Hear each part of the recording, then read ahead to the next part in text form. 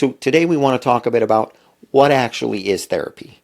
Now, I did some research in general, and it boiled down to, and this is keeping it super simple, layman's language, right, is it's an opportunity to go talk to a professional therapist, somebody who's trained to help you with how to process your thoughts, your feelings, your emotions, your actions around whatever that subject is. There are so many different modalities of therapy, and they all have names. And within every generation, we have new findings, and those are all very exciting and very helpful because it's a growing field, and so having an introduction of something that helps us to achieve greater results is always welcome. So what is therapy? Now, granted, there's a lot of ways to explain it, to talk about it. Again, I did some research. This is your field of expertise in a certain realm of therapy, right? But what I kind of want to do for the listeners, for people like myself, is to say, okay, let's assume, or let's just say, I've never been to therapy, right? There's all these thoughts, these stigmas attached to therapies, and though it's getting less, but they're still there. We know this. Yeah. And there shouldn't be, right? It's really no different from saying, hey, I got to go to the doctor because I'm having this, my back's hurting, right? There's no stigma to my back's hurting. What if it's my head or my emotions? Yeah. It also depends on culture, by the way. Many different cultures are not as open to it. Most people have never been to therapy. Maybe they're afraid. Maybe they didn't realize. Is that true? What are the statistics on how many people? So they say, in what I looked up, they said, we talked about this last week, over 40 million people in the U.S. alone suffer from what we would call, I don't want to say extreme, what was the word you used?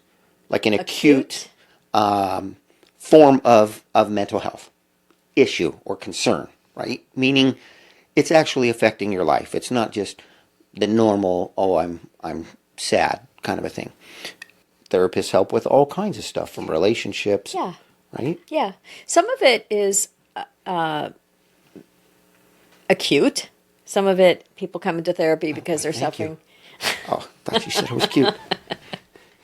Some of it is narcissistic. Okay. So I should look that one up. You heard the joke about the guy who says my therapist said that that she thinks I'm a narcissist, but I think that she's just hitting on me. That's what he said. Okay. Anyway, so yeah. So some of it is acute and very behavioral. There's like something very pointed and identified that somebody wants to eradicate. Let's be honest, guys, gals, girls, whatever out there. Life is a marathon, right? Our emotions, controlling it, dealing with the daily stresses and the challenges that we come about, and losses and all of that. It's a marathon. Like it just, one clears up, right? What did you say last week? Every emotion has a beginning, a middle, and an end, right? But what does it mean when one ends, when a situation ends? It just means that we're that much closer to another one starting. And that doesn't have to be bad. If I'm showing up for my first therapy session, what does that look like? What can I expect? What's going to happen? It depends on what type of therapist you're going to.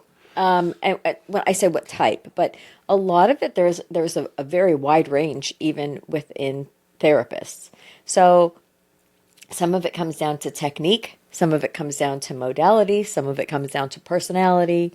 Oftentimes when clients first come in to see me, we usually have some sort of a phone call beforehand. Well, we always have a phone call beforehand. And then, of course, I send them my informed consent documents, which have assessments included in them. And I have some basic idea as to why they're coming in. because if they're not for me, then I, will let them know it's not my area even before they come into my office. But I usually start my sessions with my clients by saying, so where do you want to start? The world is moving so fast. There's so much change going on right now, and we're all dealing with this. Even those of us that are in some way, shape, or form in that industry of what I call growing forward, right? Improving ourselves often. But from a therapy, from a mental health perspective, and everything here's that we talk about comes from a mindset perspective. So it's the mindset of it's okay to go to therapy. It's okay. Like, it's not even okay. You should want to go at some point and talk through some things. Every single person, I mean, this is 100% of the people that I've ever talked to that have gone to therapy, they fell in love with it. And we'll get to that later in the show, is what's the importance of the relationship between the particular therapist and the person. But it's like anything else. Some people at your job, you're going to get along really well with. Others, yeah, maybe not so much, right? Of course, a job, sometimes you got to stick it out. With a therapist, you pick a different therapist, or, and correct me if I'm wrong, maybe try to stick it out just a little bit and look at yourself and say, why don't I like this therapist? Maybe they're actually doing their job really well and really making me look at myself. No therapist is going to force me to talk about something I don't want to talk about. They're going to push me. They're going to encourage me to talk about things that are uncomfortable. That's where some of the biggest growth comes from, right? Yeah, it does. I mean, there is therapy that doesn't have some discomfort is not therapeutic. A workout that does not bring some perspiration or a little bit of ache after Muscle pain. Was not a great workout. Right? After we really push ourselves at the gym and the next day we're achy, how many people do we tell? Oh, I'm so sore. I'm so sore. Right? We're flexing. We're saying, we're telling everybody, I did it. I pushed myself. So we're so proud of that. Yet we don't all have that same view of mental health and our mental workout. We're not their friends. I mean, we care deeply, but it's not a friendship. Oh, I am so glad you brought that up. Like, that is such a huge differentiating factor. Like, it's true. The way I look at it, the way I understand it to be, will a therapist be friendly? Could you potentially have someone that you can turn to for your lifetime like you would a friend? Of course. Coming back to them, even if it's just a 1 or 2 time visit because something else went on and you had a good relationship with them in the past. But to me, I think about it and I go, like, if even my friends, if they don't push me to an uncomfortable place once in a while, are they, like, how much of a friend are they? If you're watching this show, this podcast, it's because you actually have an interest in leveling up, in becoming more self-aware, in really, I'll just use the term, mastering your mindset, in really getting to understand it, in recognizing what is mental health, because so many people deal with it at some level. Even if we don't think it's us, we have loved ones. I don't care who you are. You have at least one person that you care deeply about that struggles with some sort of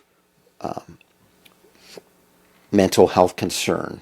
If I'm working with you, you're my therapist, and there's something you touch on. I walk in and you say, okay, where do you want to start? And I say, I don't really know. And you start kind of digging in a little bit. If I say, no, that's off bounds, now what? Where do you go from here?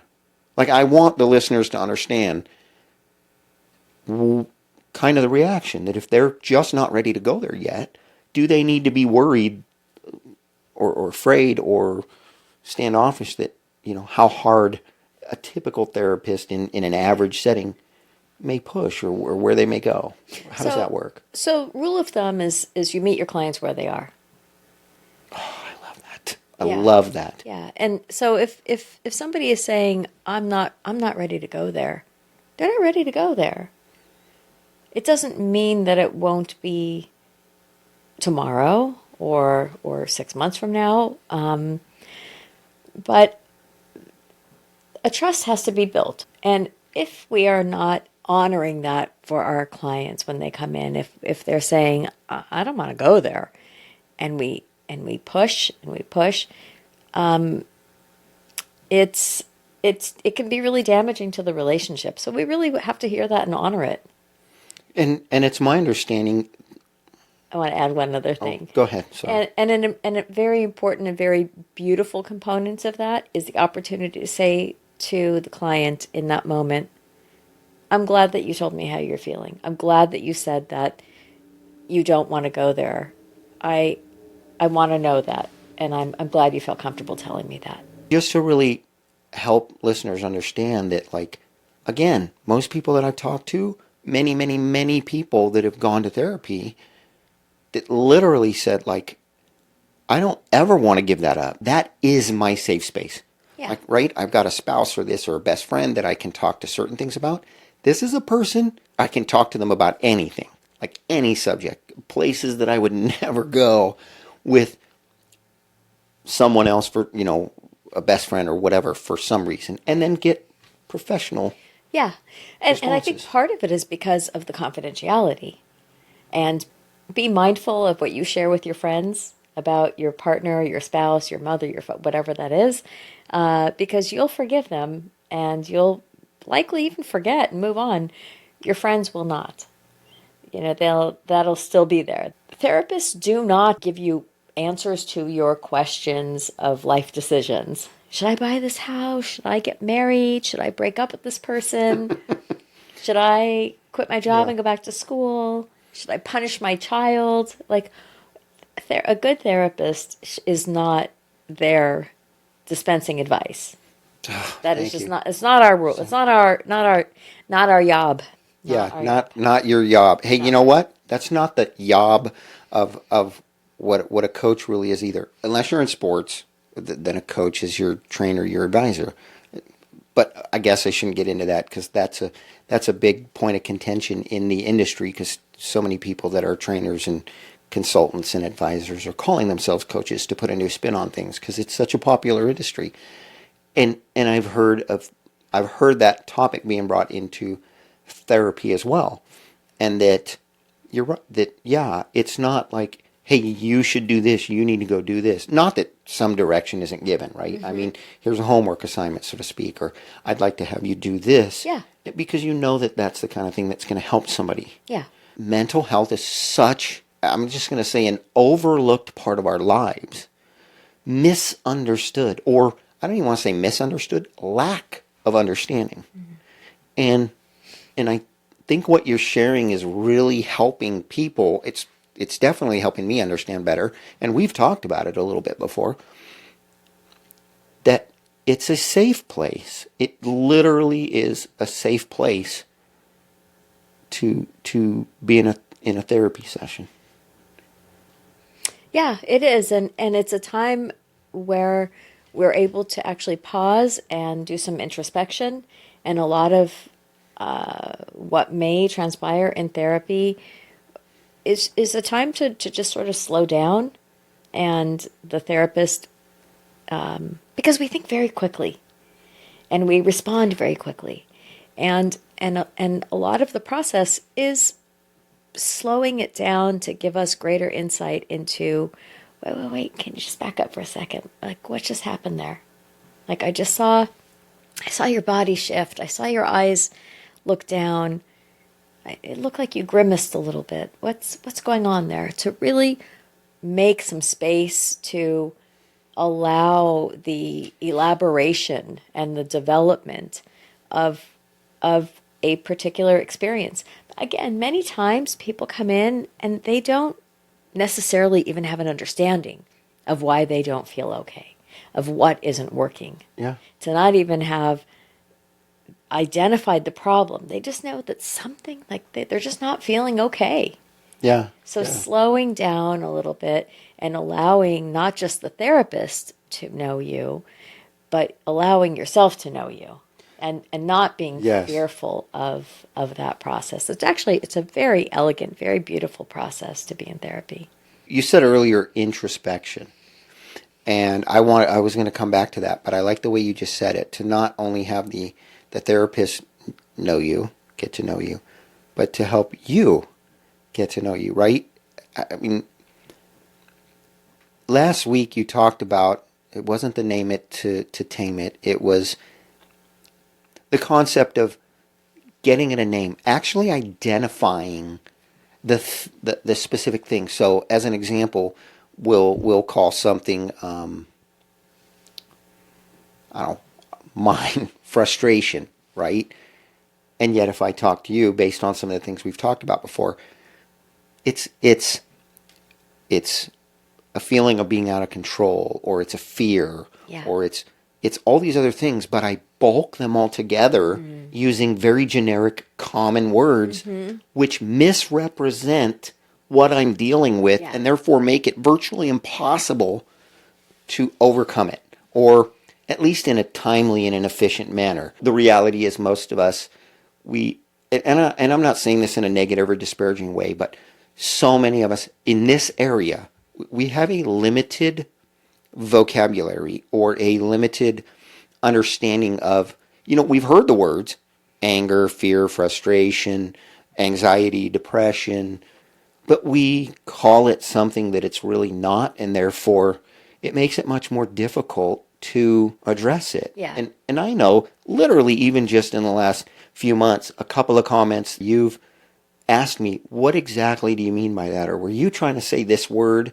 And I go, yeah, because I just got, honestly, not in a negative way, but I kind of got lazy with my wording on a particular topic or something. Then for you to be able to say, were you referencing this? It changes things to literally go, yeah, that's actually what I'm talking about. It really changes everything. I use this funny example of a client who comes in and I say, so what's going on? And the client says, oh, everything is just awful. And I said, really, everything?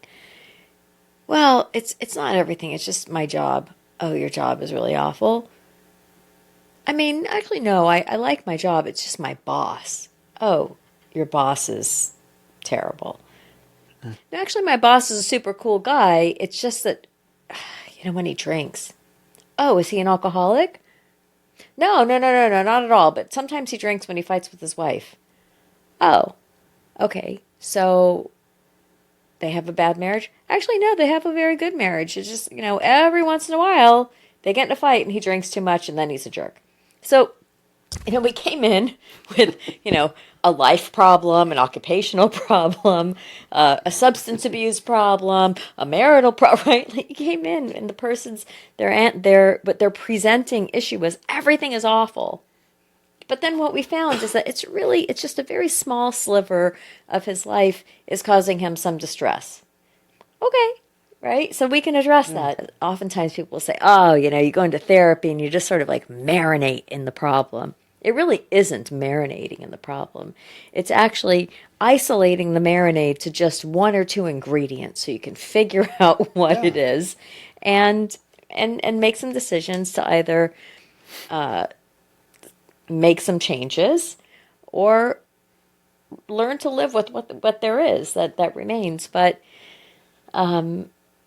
yes, I very much agreed that this idea of being able to isolate it, really naming it, really identifying what the thing is, and then going in and really separating it and figuring out like what that actually means. But it's a process. And oftentimes we get into our own very limited loop.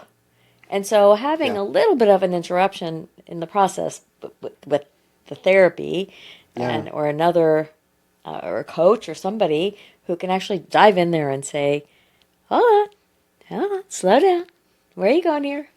And I think that's really how we walk through life. We're always trying to figure out it's like a Rubik's Cube, we're always trying to figure out the pieces and how do we move, and when we move this moves that way, and when we come to some sort of an epiphany or an understanding of the way that life works, it's profound. Like we're on Oprah, like sharing our great insight, and everyone is like, jazz hands, like so thrilled to figure this out and to be able to drink up this wisdom. And so this is our own process of being able to do that. We don't need to watch it on TV. We don't need to, get life wisdom and experience exclusively from those around us.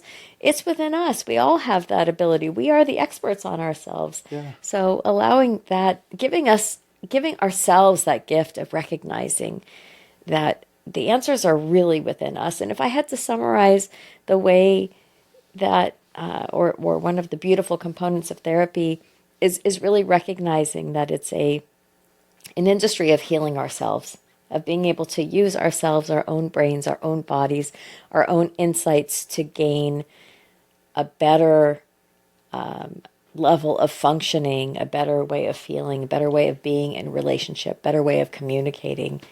So if we are fortunate enough to have clinicians who can support us in that journey, then it makes it a lot easier. Don't allow a negative mindset, a negative belief, a miscommunication, a misunderstanding, someone else's poor experience keep you from doing something for you. Something that literally can change your life for the better. Yeah. Right? For the better. That's the key. Life holds all kind of change. Not all change is for the better. Yeah. That is the point of therapy. And there's no reason not to, I'll say, check it out, not to give it a try. There just isn't. There's so much opportunity out there. So, as we say, I don't know what platform you'll be watching or listening on, but if there is any way to join in comments on the platform you watch, please share some things in the comments.